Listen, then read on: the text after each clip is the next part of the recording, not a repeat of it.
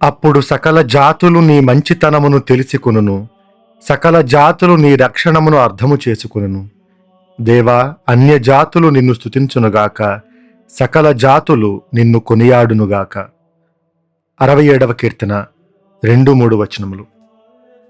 ఈనాడు తల్లి తిరుసభ 20వ సామాన్య కాల ఆదివారాన్ని జరుపుకుంటుంది. ప్రతి ఆదివారము పాత నిబంధన నుండి మొదటి పఠనం, కీర్తనల గ్రంథం నుండి భక్తి కీర్తన, నూతన నిబంధన నుండి రెండో పఠనము, సువార్తల నుండి సువిశేషాలు 4 పఠనాలు దైవార్చనలో ఉంటాయి. వాటిలో మొదటి పఠనము, భక్తి కీర్తన, సువిశేషం సాధారణంగా ఒక అంశం గురించి మాట్లాడతాయి. రెండో పఠనంగా నూతన నిబంధన నుండి తీసుకున్న పఠనం వేరే అంశం గురించి మాట్లాడుతుంది. చాలా అరుదుగా మాత్రమే 2 పఠనాలు, సువిశేషము, భక్తి కీర్తన ఒకే అంశాన్ని గురించి బోధిస్తాయి. అటువంటి అరుదైన సందర్భాల్లో ఈరోజు ఆదివారం కూడా ఉంది. ఈనాటి పరిశుద్ధ గ్రంథ పఠనాలన్నీ ఒకే అంశాన్ని గురించి బోధిస్తాయి.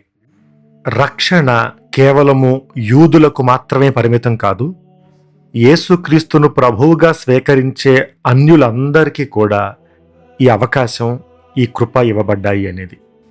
ఈనాటి పరిశుద్ధ గ్రంథ పఠనాల నేపథ్యాన్ని గమనిద్దాం. మొదటి పఠనంగా మనకివ్వబడింది యెషయా ప్రవక్త గ్రంథం 56వ అధ్యాయము 1వ వచనము మరియు 6వ వచనం నుండి 7వ వచనం వరకు. పాత నిబంధనలో ఆదికాండం నుండి మనం చూసిన యూదులందరిలో తరచుగా మనకు కనిపించే, వాళ్ళు వ్యక్తపరిచే ఒక భావన, యావే దేవుడు మా సొత్తు, మా సొంతం అనేటువంటి ఒక గర్వం, ఒక భావన కనిపిస్తుంది. ద్వితీయోపదేశకాండము 23వ అధ్యాయంలో దేవాలయంలోనికి ఎవరికి ప్రవేశం ఉంది, ఎవరికి ప్రవేశం లేదు అని చెబుతూ 3వ వచనంలో అమ్మోనీయులను, మోవాబీయులను, వారి వంశజులను 10వ తరము వరకు కూడా ప్రభు ప్రజలలో చేరనీయరాదు అని కనిపిస్తుంది. సున్నతి పొందని వాళ్ళు కనీసం దేవాలయంలోనికి ప్రవేశించటానికి కూడా అనర్హులు అని భావించే ప్రజలతో యెషయా ప్రవక్త ఏం చెబుతూ ఉన్నాడు? 7వ వచనంలో ఒకసారి చూద్దాం.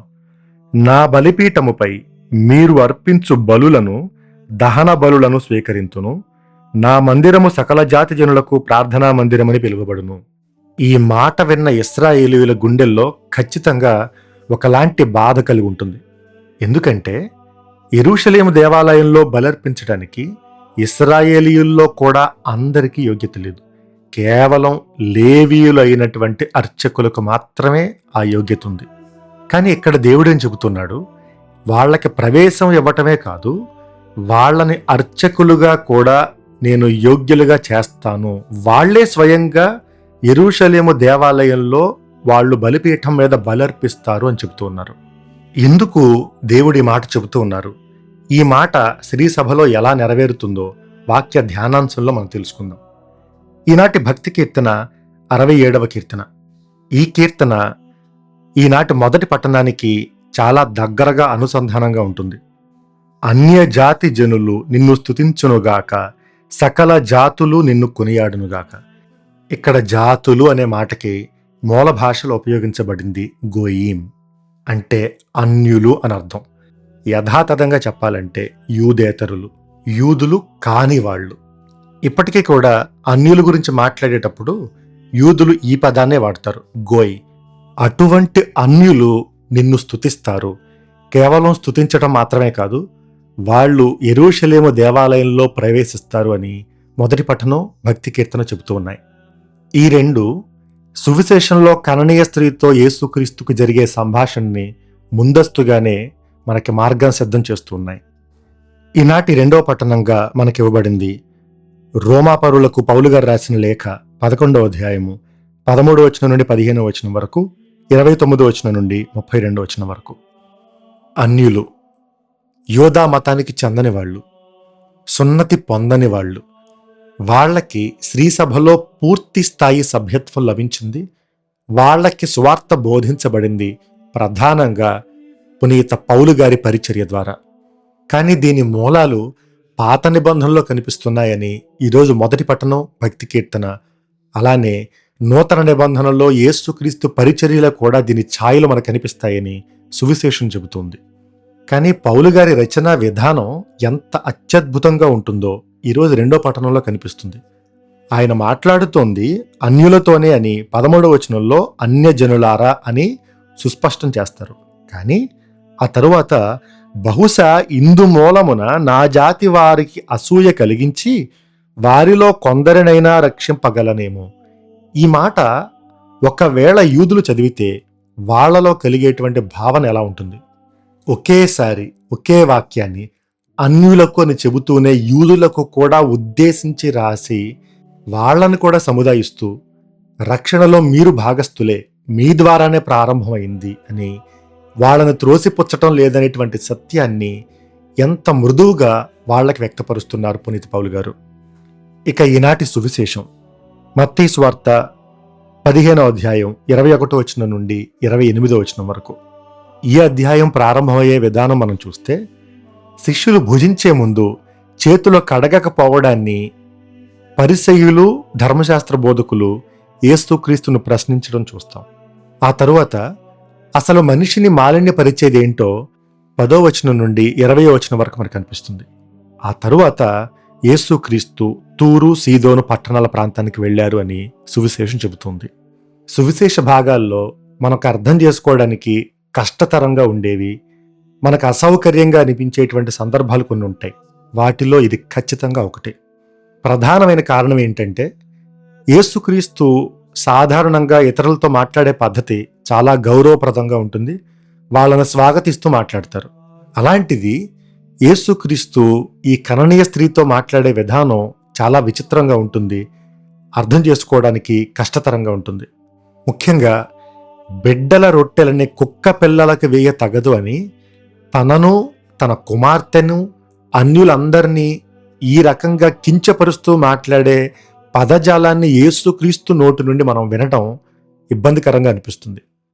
కానీ ప్రారంభంలో చెప్పిన విధంగా మొదటి పఠనము భక్తి కీర్తన, 2వ పఠనము, ముఖ్యంగా ఈనాటి సువిశేషము ఒక విషయాన్ని సుస్పష్టం చేస్తున్నాయి. రక్షణ కేవలము యూదులకు మాత్రమే పరిమితం కాదు అని. ఈనాటి మన ధ్యానాంశానికి 3 అంశాలను ఎంచుకుందాం. మొదటిది వెలుపలకు వెళ్ళిన రక్షణ, రెండవది విడువని విశ్వాసం, మూడవది దెబ్బ తినని మనోభావాలు. మొదటి అంశము వెలుపలకు వెళ్ళిన రక్షణ. 3 సంవత్సరాల తన సువార్త పరిచర్యలో యేసుక్రీస్తు కేవలం 3 సందర్భాల్లో అన్యుల ప్రాంతంలోనికి వెళ్లారు. మొదటిసారి యేసుక్రీస్తు అన్యుల ప్రాంతంలోనికి ప్రవేశించింది మత్తయి సువార్త 8వ అధ్యాయం 28వ వచనం నుండి 34వ వచనం వరకు. గదరేనీయుల ప్రాంతంలో దయ్యం పట్టిన 2 వ్యక్తులను స్వస్థపరిచి వాళ్లలో ఉన్న ఆత్మలు పందుల్లో ప్రవేశించి అవి కొండ మీద నుండి కిందికి దూకి మరణించటం, ఇవన్నీ సంభవించింది అన్యుల ప్రాంతమైన గదరేనీయుల ప్రాంతంలో. మత్తయి సువార్తలో 2వసారి యేసుక్రీస్తు అన్యుల ప్రాంతంలోనికి వెళ్ళింది ఈ రోజు సువిశేషం. మత్తయి సువార్త 15వ అధ్యాయం 21వ వచనం నుండి 28వ వచనం వరకు. 3వసారి యేసుక్రీస్తు అన్యుల ప్రాంతంలోనికి వెళ్ళింది మత్తయి సువార్త 16వ అధ్యాయం 13వ వచనం నుండి 20వ వచనం వరకు. ప్రజలు మనుష్య కుమారుడు ఎవరిని భావిస్తూ ఉన్నారు అని యేసుక్రీస్తు శిష్యులను అడిగినప్పుడు, నీవు సజీవ దేవుని కుమారుడవైన క్రీస్తు అని పేతురు సమాధానం చెప్పింది అన్యుల ప్రాంతంలో. ఈ భాగమే వచ్చే ఆదివారం సువిశేషంగా మనకి ఇవ్వబడింది. కేవలం 3 సందర్భాల్లో యేసుక్రీస్తు అన్యుల ప్రాంతానికి వెళితే వాటిలో ఒకటి ఈరోజు సువిశేషం. అసలు యేసుక్రీస్తు వెళ్ళిన ఈ తూరు సీదోను అనే ప్రాంతాల ప్రాధాన్యత ఏంటి? ఆదికాండం 10వ అధ్యాయంలో నోవా కుమారులు షేము, హాము, యోఫేతుల వంశావళి మనకు కనిపిస్తుంది. 6వ వచనంలో హాము కుమారులు ఎవరు? కూషు, మిస్రాయిము, పూతు, కనాను. 15వ వచనంలో కనాను పెద్ద కొడుకు సీదోను. ఈరోజు మనకు సువిశేషంలో కనిపిస్తున్న సీదోను అనే ప్రాంతం కనాను కుమారుడైన సీదోను అనే పేరు నుండి వచ్చింది. అందుకే ఈరోజు సువిశేష ప్రకారం యేసుక్రీస్తుకు తారసపడిన ఆ స్త్రీ కననీయ స్త్రీ. కననీయులు అంటే ఎవరు? ఇశ్రాయేలీయులకు బద్ధ శత్రువులు. వాగ్దాన భూమిని యావే దేవుడు ఇశ్రాయేలీయులకు ఇవ్వకముందు అక్కడ నివసిస్తున్న ప్రజలు వాళ్ళ సొంత రక్తానికి చెందిన కనానీయులు. కాబట్టి ఈ స్త్రీ కేవలం ఒక అన్యురాలు మాత్రమే కాదు, కొన్ని వందల సంవత్సరాల శత్రుత్వం ఉన్న కనాను దేశానికి చెందిన కననీయ స్త్రీ. ఈ కననీయులు కూడా కేవలం విగ్రహారాధికులు మాత్రమే కాదు, అనైతిక జీవితాన్ని జీవించేవాళ్ళు. వీళ్ళ జీవితం ఎలా ఉండిందో సొలొమోను జ్ఞాన గ్రంథం 12వ అధ్యాయంలో మనకు కనిపిస్తుంది. మంత్ర విద్య, క్షుద్ర పూజలు, నరబలులు, శిశుబలులు లాంటి హేయమైన కార్యాలు చేసేటువంటి జాతి వీళ్ళది. ఇలాంటి ప్రాంతానికి యేసుక్రీస్తు ఎందుకు వెళ్ళారో సమాధానం మనకి 24వ వచనంలో కనిపిస్తుంది. నేను ఇశ్రాయేలు వంశమున చెదరిపోయిన గొర్రెల కొరకు మాత్రమే పంపబడి తిని అని. అంటే సొలొమోను మహారాజు మరణం తర్వాత విభజించబడిన ఇశ్రాయేలు యోధా రాజ్యాల్లో ఇశ్రాయేలు దేశంలో ఉన్న 10 తెగల వాళ్ళందరినీ కూడా రక్షించడానికి వాళ్ళ కోసం యేసుక్రీస్తు ఆ ప్రాంతానికి వెళ్ళారు.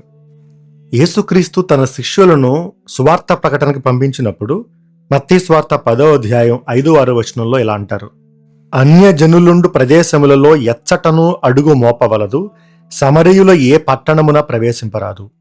కానీ చెదరిపోయిన గొర్రెల వలె ఉన్న ఇశ్రాయేలు ప్రజల యొద్దకు వెళ్ళండి అని శిష్యులకు యేసుక్రీస్తు చెప్పారు. అంటే యేసుక్రీస్తు కేవలం యూదుల కొరకు మాత్రమే పంపబడ్డారా అనే ప్రశ్న మనకు రావచ్చు. యేసుక్రీస్తు మాటలు ప్రతిసారి అందరికీ అర్థమయ్యే రీతిలో ఉండవు. ఉదాహరణకి లూకాసు వార్తలో బాలయేసు దేవాలయంలోనే ఉండిపోయినప్పుడు తన తల్లిదండ్రులతో యేసుక్రీస్తు చెప్పే మాట లూకాసు వార్త 2వ అధ్యాయం 49వ వచనంలో, ఆయన మాటలను వారు గ్రహింపలేకపోయిరి అని మనం చూస్తాం. ఇక్కడ వాళ్ళు గ్రహించలేకపోయారు అనే విషయం కంటే యేసుక్రీస్తు మాటలు ఎంత లోతైన సందేశం కలిగి ఉన్నాయో ఆ తరువాత మరియ తల్లి స్పందనలో మనకు తెలుస్తుంది. తల్లి మరియమ్మ ఈ విషయములన్నీ మనస్సున పదిలపరుచుకుని ఉండెను. ఆ మాటల్ని పదిలపరుచుకుని మననం చేస్తూ ఉంటే మనకు అర్థమవుతాయి. ఎందుకంటే కాల పరిమితుల వల్ల అప్పటికి ఆ సమయానికి మనకు కొన్ని అర్థం కావు. కానీ ఆ తరువాత యేసుక్రీస్తు ఉత్థానం చెందిన తరువాత, పవిత్రాత్మ దేవుడు దిగివచ్చిన తరువాత మీరు గ్రహింపగలరు అని అనేక సందర్భాల్లో స్వయాన యేసుక్రీస్తే చెప్పటం మనం చూస్తాం. ఇందాక 10వ అధ్యాయంలో శిష్యులను పంపించినప్పుడు మీరు అన్యుల ప్రాంతంలోనికి వెళ్ళొద్దు, సమరీల పట్టణాల్లో ప్రవేశించొద్దు అని చెప్పిన మాటల్ని మనం ఇంకొక వచనంతో పోల్చి చూడాలి. మత్తయి సువార్త 28వ అధ్యాయము 19వ వచనం, మీరు వెళ్ళి సకల జాతి జనులకు పితాపుత్ర పవిత్రాత్మ నామమున జ్ఞానస్నానమొసగుచు వారిని నా శిష్యులను చేయుడు. ఇదే శిష్యులు యేసుక్రీస్తు జీవించినప్పుడు స్వార్థ ప్రకటనకి కేవలం యూదుల ప్రాంతాలకు మాత్రమే పంపబడ్డారు. అంటే అన్యులను తిరస్కరించటం కాదు. దేవుని ప్రణాళికలో అన్యులకు స్వార్థ ప్రకటన పూర్తిగా జరిగేది యేసుక్రీస్తు ఉత్థానం తరువాతే. కానీ ఈ ప్రణాళిక తాలూకు ఉదాహరణలు యేసుక్రీస్తు జీవిత కాలంలోనే మనకి 2-3 సందర్భాల్లో గదరేనీయుల ప్రాంతంలోనూ, ఇక్కడ కననీయ స్త్రీ విషయంలోనూ కనిపిస్తాయి. మరి అంత గొప్ప దేవుని ప్రణాళికలో ఉద్దేశపూర్వకంగా ఈ ప్రాంతానికి వెళ్ళిన యేసుక్రీస్తు మాట్లాడే తీరు మాత్రం ఎందుకు కఠినమైన మాటలు మాట్లాడుతున్నట్టుగా మనకు అనిపిస్తుంది. మొదట యేసుక్రీస్తు స్పందన చూస్తే 23వ వచనంలో ఆయన ఆమెతో ఒక్క మాట అయినను మాట్లాడలేదు. ఇది చాలా ఉద్దేశపూర్వకంగా యేసుక్రీస్తు చేస్తున్నట్టుగా మనకు తోస్తుంది. ఆ తరువాత ఆమె ఆయన పాదాలపై పడి సాయపడమని ప్రార్థించినప్పుడు 26వ వచనంలో బిడ్డల రొట్టెలను కుక్క పిల్లలకు వేయ తగదు అని ఈసారి మరింత అవమానకరమైనటువంటి స్పందన యేసుక్రీస్తు ఇవ్వటం మనం చూస్తాం. ఇటువంటి ప్రవర్తనని, ఇటువంటి సంఘటనల్ని మనం ఎలా అర్థం చేసుకోవాలి? ఎవరైనా మనకు తెలిసిన వ్యక్తి, ఎప్పుడు మంచిగా మాట్లాడే వ్యక్తి ఉన్నట్టుండి ఒక్కసారిగా కోపాన్ని ప్రదర్శించినా లేదా కఠినమైన మాటలు మాట్లాడినా మనం ముందు అర్థం చేసుకోవాల్సింది 99% అతని ప్రవర్తన ఎలా ఉంది, ఈ సందర్భంలో ఎలా ఉంది, దానికి కారణం ఏంటి అనేది మనం అర్థం చేసుకోవాలి.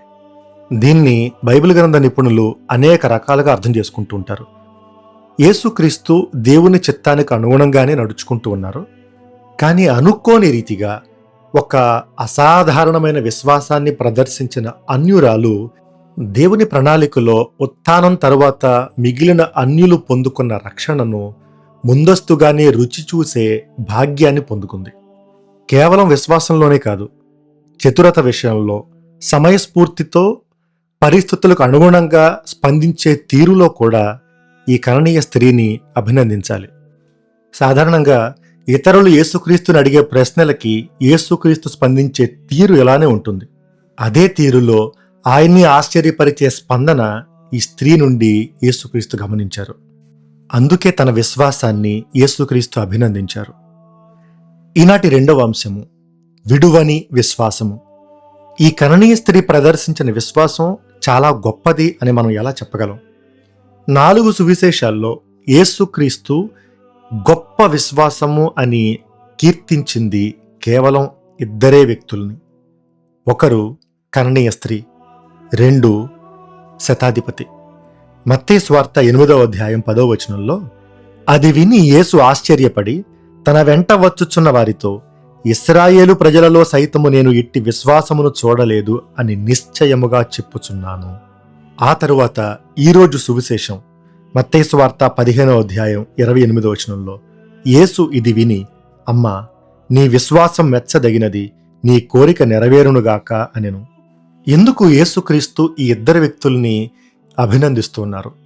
ఈ ఇద్దరిలో మనకు కనిపించే ఒక అంశం, ఇద్దరు యేసుక్రీస్తును ప్రభు అని సంబోధిస్తున్నారు. కీరియే. ఈ మాట కీరియే అనేటువంటి పదం సాధారణంగా అన్యులు రోమన్ చక్రవర్తికి ఉపయోగించేటువంటి మాట, గౌరవప్రదంగా దేవునిగా భావిస్తూ ఉపయోగించే మాట. ఆ పదాన్ని యేసుక్రీస్తుకు ఉపయోగిస్తున్నారు.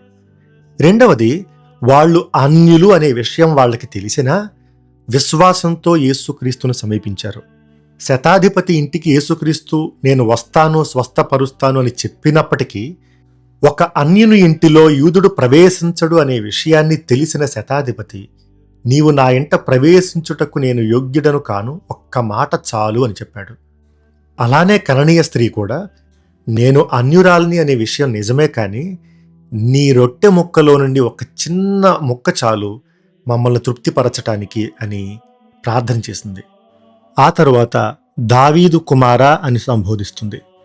ఇలా పిలవడం ద్వారా అన్యురాలైనప్పటికీ కూడా యూదులలో ఉన్న రక్షణను తాను అంగీకరిస్తుంది. మత్తయి సువార్త 9వ అధ్యాయం 27వ వచనంలో 2 గ్రొడ్డివాళ్లు యేసుక్రీస్తును సమీపించి, దావీదు కుమారా, మమ్ము కరుణింపుము అని ప్రార్థన చేస్తున్నారు. ఆ తర్వాత ఇరికో పట్టణం దగ్గర మత్తయి సువార్త 20వ అధ్యాయం 30వ వచనంలో అక్కడ 2 గ్రుడ్డివాళ్లు మళ్ళా యేసుక్రీస్తును, ప్రభు, దావీదు కుమార, మాపై దయచూపుమని ప్రార్థన చేస్తారు. అలాగే మత్తయి సువార్త 21వ అధ్యాయంలో చిన్నపిల్లలు యేసుక్రీస్తును దావీదు కుమారునకు హోసాన్నా అని పిల్లలు అంటూ ఉంటే వాళ్ళని ప్రధాన అర్చకులు, ధర్మశాస్త్ర బోధకులు కోపంతో మండిపడతారు. కాబట్టి యూదులలోనే అరుదుగా కనిపించే ఈ మాట, ప్రధాన అర్చకుల్ని కోపానికి గురి చేసే ఈ పదము, దావీదు కుమార అనే మాట ఒక అన్యురాలి నోట పలకబడుతుంది. ప్రభు అని, దావీదు కుమార అని ఇంత విశ్వాసంతో ప్రార్థన చేసే ఈ స్త్రీని చూసి యేసుక్రీస్తు ఏమని స్పందించారు? 23వ వచనంలో మనకు కనిపిస్తుంది, ఆయన ఆమెతో ఒక్క మాటైనను మాట్లాడలేదు. యేసుక్రీస్తు మాట్లాడలేదు అనే విషయాన్ని చాలా స్పష్టంగా పునీత మత్తయి గారు తన సువిశేషంలో రాస్తున్నారు. ఇది తనకెదురైన మొట్టమొదటి అవరోధం. అంతేకాదు, ఆ తర్వాత శిష్యుల స్పందన కూడా చాలా అవమానకరంగా ఉంటుంది. వాళ్ళంటూ ఉన్నారు, ఈమె మన వెంటపడి అరచుచున్నది, ఈమెను పంపివేయుడు. శిష్యులు చెప్పే ఈ మాట మనకి ఇంకొక వచనాన్ని గుర్తు చేస్తుంది. లూకాసు వార్త 18వ అధ్యాయం 5వ వచనం, ఈ విధవరాలు నన్ను పీడించుచున్నందున ఈమె పదే పదే వచ్చి నన్ను బాధ పెట్టకుండుటకై ఈమెకు న్యాయము చేకూర్చెదను. వదిలిపెట్టకుండా వెంట పడుతున్న ఒక వితంతువు గురించి అవినీతిపరుడైన న్యాయాధిపతి మనసులో ఏమనుకుంటున్నాడో ఆ మాటల్లా ఇక్కడ యేసుక్రీస్తు శిష్యులు మాట్లాడుతున్నారు వదిలించుకోవడానికి. రెండవసారి యేసుక్రీస్తు ఇచ్చే స్పందన, నేను ఇశ్రాయేలు వంశమున చెదరిపోయిన గొర్రెల కొరకు మాత్రమే పంపబడితిని. ఇది తనకెదురైన 3వ అవరోధం. ఇక్కడ యేసుక్రీస్తు చెబుతూ ఉంది, నేను వీళ్ళ కోసం మాత్రమే వచ్చాను అని కాదు, కానీ ఇప్పుడు నా భూలోక సమయంలో నాకున్న ఈ 3 సంవత్సరాల సమయ పరిధిలో కేవలం యూదులకు మాత్రమే సువార్త ప్రకటించటం తండ్రి చిత్తము అని పరోక్షంగా యేసుక్రీస్తు చెప్తున్నారు. దానికి ఆమె స్పందన చూడండి, ఆమె వచ్చి ఆయన పాదములపై పడి. ఇక్కడ వాడబడిన గ్రీకు పదం పొరోస్క్యునేయో. గత వారం ఈ మాట గురించి మనం ధ్యానించుకున్నాం. అంటే సాష్టాంగ పడటం, ఆరాధించటానికి చేసే పని. గత వారం పడవలోకి అడుగు పెట్టగానే యేసుక్రీస్తును వాళ్ళు సాష్టాంగపడి ఆరాధించారు అని మనకు అనిపిస్తుంది. ఇక్కడ ఈ అన్యురాలు కూడా అదే చేస్తుంది. గమనించండి, తనకెదురైన ప్రతి అవరోధం తరువాత తన స్పందన మరింత పటిష్టంగా ఉంటుంది. ఈసారి చివరిసారిగా మూడవసారి యేసుక్రీస్తు స్పందన, బిడ్డల రొట్టెలను కుక్క పిల్లలకు వేయ తగదు. యేసుక్రీస్తు నోటి నుండి ఈ మాట రావడం చదివే పాఠకుల్ని, వినేటువంటి శ్రోతల్ని ఉలిక్కి పడేలా చేస్తుంది. ఇక్కడ ఉపయోగించే మాట అర్థం మనకి రోడ్డు మీద కనిపించే కుక్కలు అని అవమానకరంగా కాదు, ఇంట్లో పెంచుకునే కుక్క పిల్లలు, పెంపుడు కుక్కల్ని ఇలా సంబోధించేవాళ్ళు. గ్రీక్ పదానికి అర్థం ఇదే. ఏదేమైనా ఒకటి మాత్రం మనం అంగీకరించాలి, ఒక మనిషిని కుక్కలతో పోల్చటం అనేది ఆనాటికైనా ఈనాటికైనా అది అవమానకరమే, అమానవీయమే. కానీ మనం గమనించాల్సిన విషయం, ఇది యేసుక్రీస్తు వ్యక్తిగా మాట్లాడుతున్నది కాదు. అప్పటి సమాజంలో అన్యుల గురించి యూదులు అందరూ ఎలా మాట్లాడేవాళ్ళో, ఒక అన్యురాలు వాళ్ళ వెంట పడితే ఒక యూదుడు ఏం చేస్తాడో అలా ఒక సమాజము, సంఘము, అక్కడున్న చుట్టూ ఉన్న వాళ్ళ స్పందించే తీరులోనే యేసుక్రీస్తు కూడా స్పందిస్తున్నారు. అది ఉద్దేశపూర్వకంగా జరుగుతుందని మనం ఇంతకుముందు చెప్పుకున్నాం. ఆయన మౌనం. మెస్సయ్య కేవలం చెదిరిపోయిన ఇశ్రాయేలు గొర్రెలను మాత్రమే ప్రోగు చేయడానికి వచ్చారనే సత్యం, అలానే అన్యులందరినీ కుక్కలుగా సంబోధించటం, ఇవన్నీ అప్పటి సమాజంలో అందరూ చేసే పని. యేసుక్రీస్తు ఈ సందర్భంలో తప్ప ఇంకెక్కడా కూడా ఇలా ప్రవర్తించడం మనకు కనిపించదు. పునీత పౌలు గారు ఫిలిప్పీలకు రాసిన లేఖ 3వ అధ్యాయం 2వ వచనంలో సున్నతి చేసుకొనని అన్యులను కుక్కలుగా పోలుస్తున్నారు పునీత పౌలు గారు. అలానే దర్శన గ్రంథం 22వ అధ్యాయం 15వ వచనంలో మాంత్రికులు, వక్రబుద్ధులు, వ్యభిచారులు, హంతకులు, విగ్రహారాధికులు, వీళ్ళందరూ నగరం బయట ఉండే కుక్కలుగా యోహాను గారు సంబోధిస్తున్నారు. కాబట్టి ఈ మాట యూదుల నుండి తరచుగా అన్యులు వినేటువంటి మాట. ఒక వ్యక్తి దేనికోసమైనా ఒకరిని సంప్రదించినప్పుడు పరిస్థితులన్నీ ప్రతికూలంగా, ఎదుటి వ్యక్తి స్పందనలన్నీ కూడా వ్యతిరేకంగా ఉన్నప్పుడు అలాంటి సందర్భంలో ఎవరైనా ఏం చేస్తారు? ఖచ్చితంగా తిరిగి వెళ్ళిపోతారు. అలా వెళ్ళిపోవడానికి కూడా ఇక్కడ 4 నుండి 5 కారణాలు ఉన్నాయి. ఇన్ని ప్రతికూల పరిస్థితుల్లో కూడా తను యేసుక్రీస్తును విడిచిపెట్టలేదు, తన ప్రార్థనను వెనక్కి తీసుకోలేదు, అక్కడి నుండి వెళ్ళిపోలేదు. ప్రారంభంలో చెప్పుకున్నాం, యేసుక్రీస్తు ప్రవర్తించిన తీరు ఉద్దేశపూర్వకంగా ఉంది అని. ఎందుకంటే 3 స్పందనలు ప్రతికూలంగా ఉన్నా ఆ తరువాత యేసుక్రీస్తు తనను అభినందించే తీరు, తను ప్రార్థన చేసిన తన కుమార్తె స్వస్థతను ఆ క్షణానే అనుగ్రహించటం, ఇవి 2 మాత్రం యేసుక్రీస్తు సాధారణ సామాన్య స్వభావానికి దగ్గరగా ఉంటాయి. ఒకవేళ యేసుక్రీస్తు ఆమెను కించపరచాలని, అవమానపరచాలనేదే ఆయన ధ్యేయం అయి ఉంటే తన విశ్వాసాన్ని అభినందించాల్సిన అవసరం లేదు. ఒకవేళ యేసుక్రీస్తు ఆమెను వదిలించుకోవడానికి ప్రయత్నిస్తూ నేను కేవలం చెదరిపోయిన యోధా ఇశ్రాయేలు దేశ గొర్రెల కోసం మాత్రమే పంపబడ్డాను అనేదే తన ఉద్దేశం అయితే తను అడిగిన ప్రార్థనని ఆలకించేవారు కాదు. ఈ క్రమంలో ఏం జరిగింది?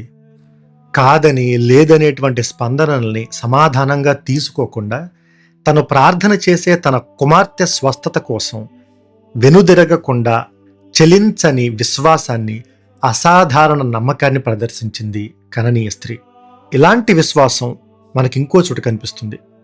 యోహాను సువార్త 2వ అధ్యాయంలో కానాపల్లి పెళ్లి విందులో వారికి ద్రాక్షారసము లేదు అని యేసు తల్లి ప్రార్థన చేసినప్పుడు స్త్రీ అది నాకేమి నీకేమి, నా సమయం ఇంకనూ రాలేదు అని తను దేనికి కట్టుబడి ఉన్నారో యేసుక్రీస్తు మరోసారి ధృవీకరించారు.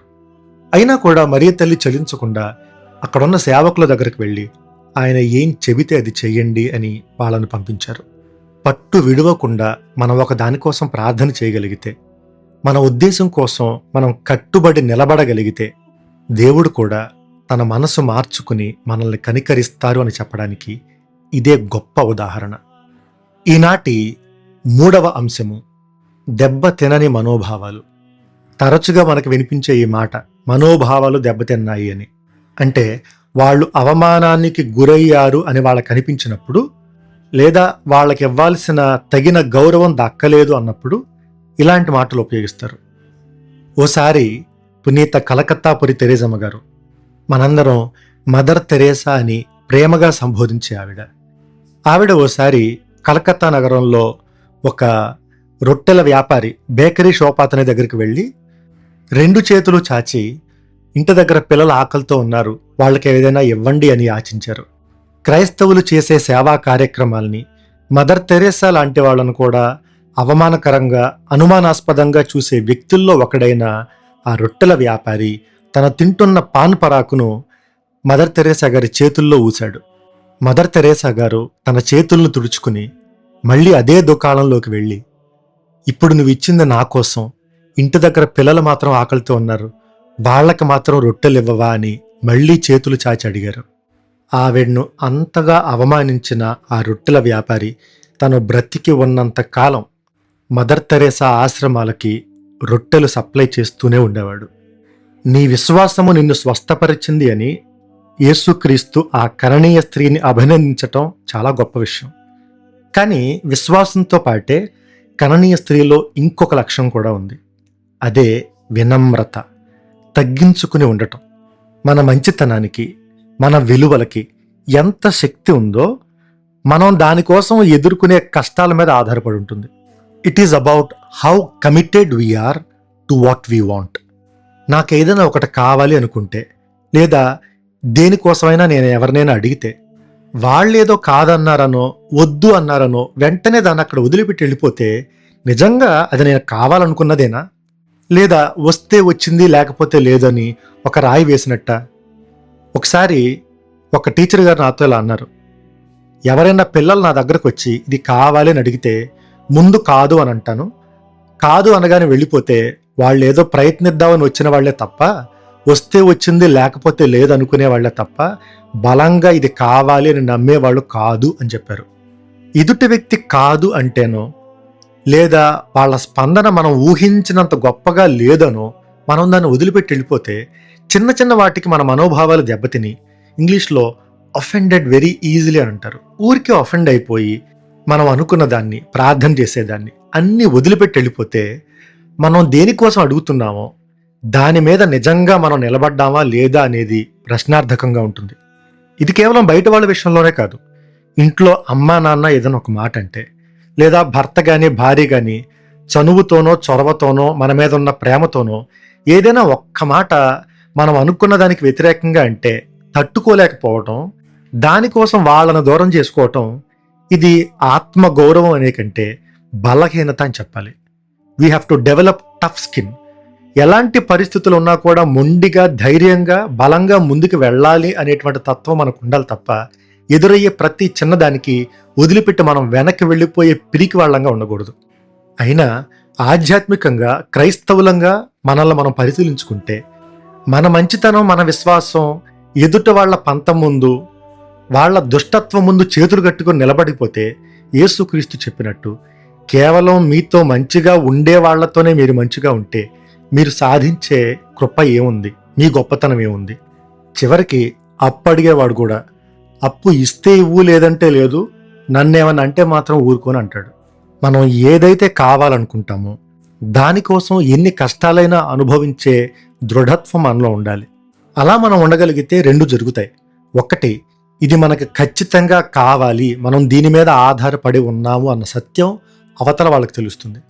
రెండవది, ఒకవేళ వాళ్ళు మనతో ప్రవర్తించే విధానం తప్పు అని వాళ్ళకి అర్థమైతే ఆలోచించడం మొదలు పెడతారు.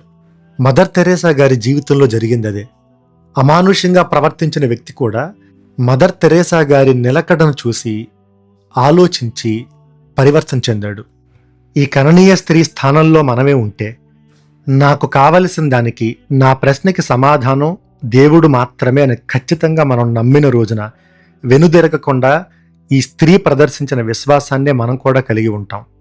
విశ్వాసం కలిగిన అన్యులైనా కూడా దేవుడు అభినందిస్తారనే సత్యం సువిశేషంలోనూ ఈనాటి పరిశుద్ధ గ్రంథ పఠనాల్లోనూ మనకు కనిపిస్తుంది.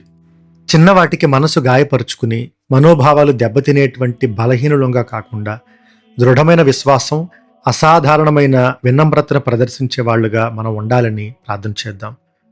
సర్వశక్తిగల సర్వేశ్వరుడు పిత పుత్ర పవిత్రాత్మ మనలను ఆశీర్వదించి కాపాడునుగాక. ఆమెన్.